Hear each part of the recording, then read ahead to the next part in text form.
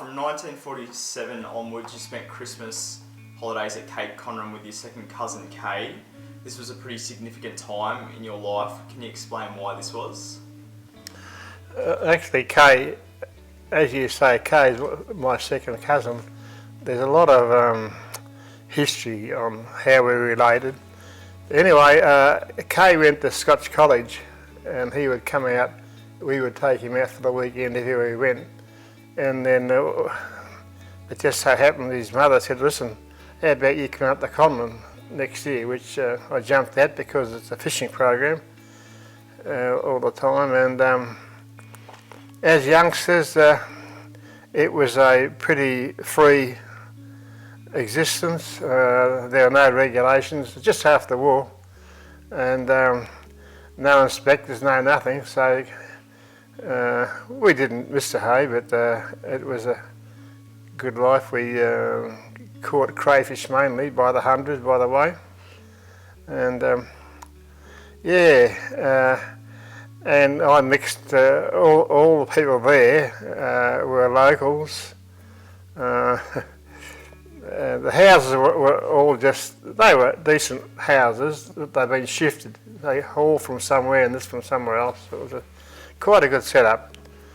And they dug their own bar in a bit of a sand bluff there to keep the beer cool. But no, that was a great, well, for me, a great experience. And I'd been spent years building a house at Ferny Creek with my dad, and I just it was good to get away. It so happens that at the same time my dad went to Japan, and he just bought a Vauxhall 25 car, and I just learnt to drive, so I think I was 17.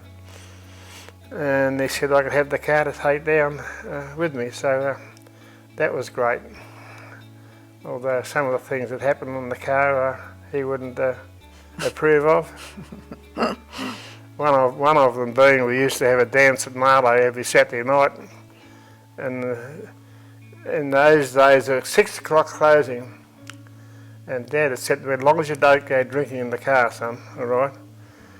But we have to go and get our gallon jar of beer before 6 o'clock, and I'd lay it in the back seat, and the damn thing leaked one day, and a gallon of beer somewhere in the back seat, so it didn't go down too well.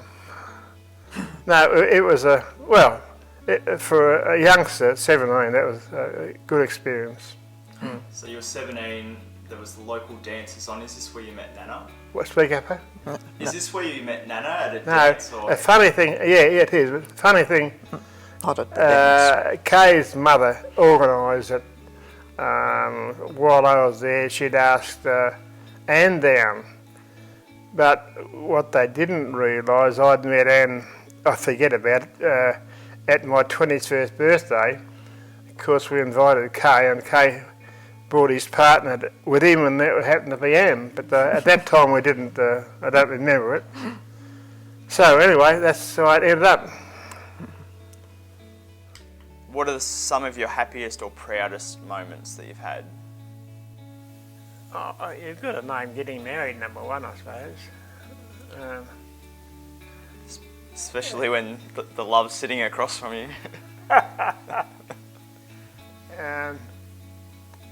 Well, as you know, we met down, we did, more or less met down to Cape Conran. I think I was, 17. Anne was doing nursing, and that was a brilliant place to meet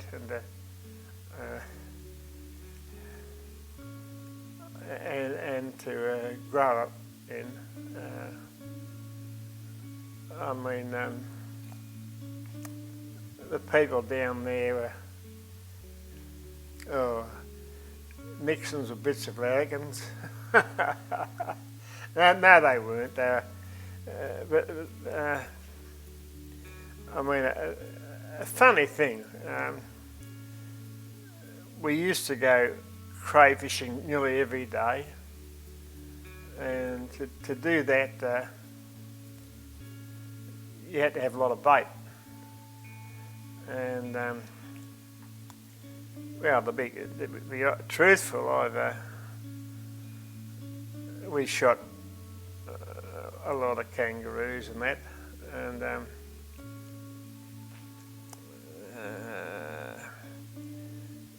one day when it was pretty wintry and we couldn't get out, we decided to make a big kite, and so a stack of us on the beach. The kite would have been 6 to 8 feet long, and we spent all morning. I think we used flour and water as a glue. We had dinner waiting for it to dry. Then we went down and tried to launch it. Well, we couldn't launch it on our own. We had to get Cade in with his jeep to put it onto that to get up in the air. And after a while, it flew.